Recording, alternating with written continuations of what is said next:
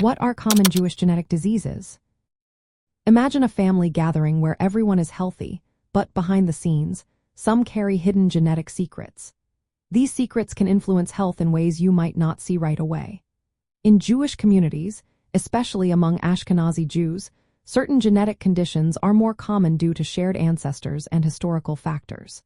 These inherited diseases are passed down in patterns called autosomal recessive, meaning a child needs two copies of the mutated gene to be affected.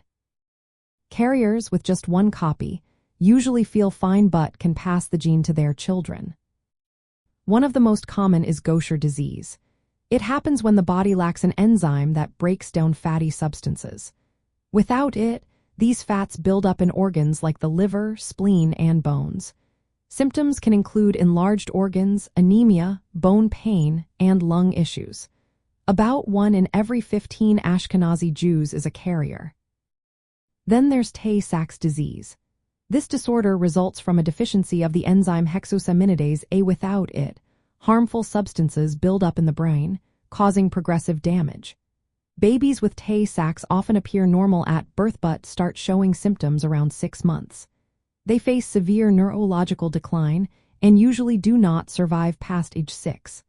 About 1 in 30 carriers are found in Jewish populations.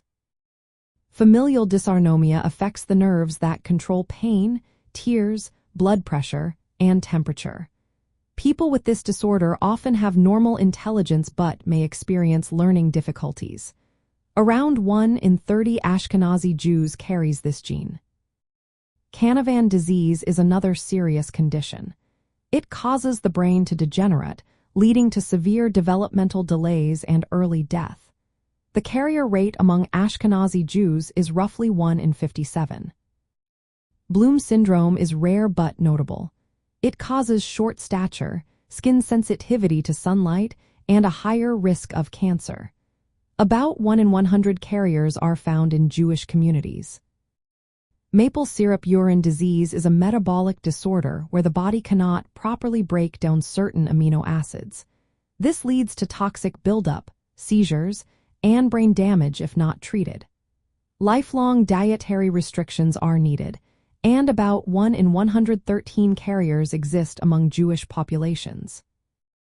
Mucolipidosis type 4 affects how the body transports lipids, leading to delays in movement and mental development, eye problems, and a shortened lifespan.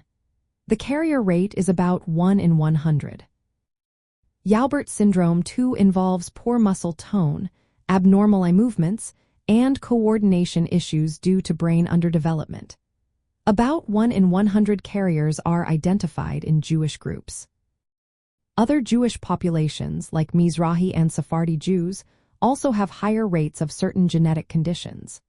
For example, familial Mediterranean fever causes recurrent fevers and inflammation, especially common among Mizrahi Jews, with about 1 in 5 to 7 carriers. Beta thalassemia, a blood disorder causing anemia, is more prevalent in Iranian, Kurdish, and Syrian Jewish communities. G6PD deficiency, which can cause hemolytic anemia, is common in Middle Eastern and North African Jews.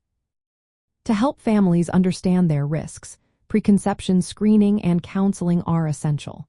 These services test for many of these conditions, giving couples a clear picture of their genetic health. Knowing your carrier status allows you to make informed choices about family planning. Testing panels are designed specifically for Jewish populations, covering the most common inherited diseases. This proactive approach helps prevent affected children and supports early intervention if needed. Understanding these genetic risks and taking advantage of available testing options can make a big difference. It helps families plan confidently and promotes healthier futures for Jewish communities everywhere.